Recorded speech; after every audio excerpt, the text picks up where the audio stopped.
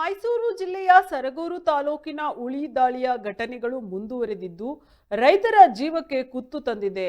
ಹಳೆ ಹೆಗ್ಗೋಡಿಲು ಗ್ರಾಮದಲ್ಲಿ ನರಹಂತಕ ಹುಲಿಯೊಂದು ಮತ್ತೊಬ್ಬ ರೈತನನ್ನ ಬಲಿ ತೆಗೆದುಕೊಂಡಿದೆ. ಇದರಿಂದಾಗಿ ಗ್ರಾಮಸ್ಥರು ಭಯಭೀತರಾಗಿದ್ದಾರೆ. ಜಮೀನಿಗೆ ತೆರಳುತ್ತಿದ್ದ ರೈತನ ಮೇಲೆ ಹುಲಿ ಏಕಾಏಕಿಯಾಗಿ ದಾಳಿ ನಡೆಸಿದೆ ಎಂದು ತಿಳಿದು ಬಂದಿದೆ.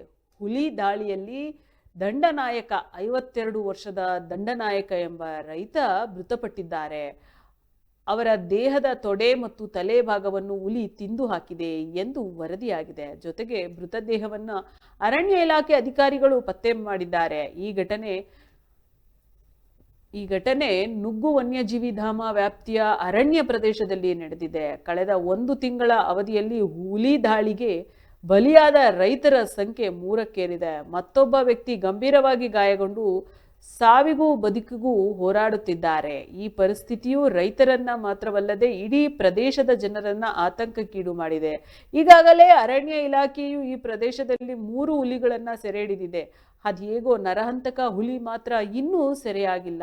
ಅದು ದಾಳಿಯನ್ನ ಮುಂದುವರಿಸಿದೆ. ನರಹಂತಕ ಹುಲಿಯನ್ನ ಸೆರೆ ಹಿಡಿಯಲು ಅರಣ್ಯಾಧಿಕಾರಿಗಳು ಹರಸಾಹಸ ಪಡುತ್ತಿದ್ದಾರೆ. ಸರಗೂರು, ನಂಜನಗೂಡು ಮತ್ತು ಗುಂಡ್ಲುಪೇಟೆ ಸೇರಿದಂತೆ ಸುತ್ತಮುತ್ತಲಿನ ಪ್ರದೇಶದ ಜನರು ನಿರಂತರ ಹುಲಿ ದಾಳಿಯಿಂದಾಗಿ ಭಯಭೀತರಾಗಿದ್ದಾರೆ.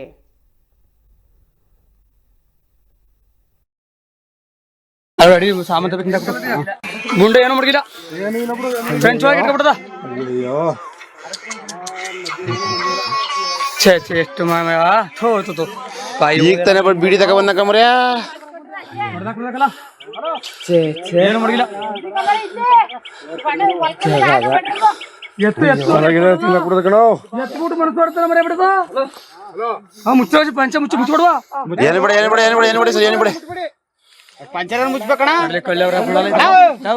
ಅಡಿ ಸಾಮಂತ ಅಲ್ಲಿ ಅಂತ ಹೊಡೆದಿರೋದು ಅವನು ಹಂಗೆ ಮಾಡಾಕ್ತಿದ್ದ ಕುಡ್ಗಿವ್ಗ ಆಚೆ ಹೊಡೆದಿದ್ದು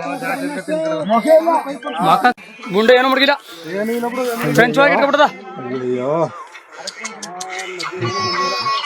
ಛೇ ಛೇ ಎಷ್ಟು ಥೋ ಈಗ ತಾನೆ ಬಿಡಿ ತಕ ಬಂದ ಕಮರ್ಯ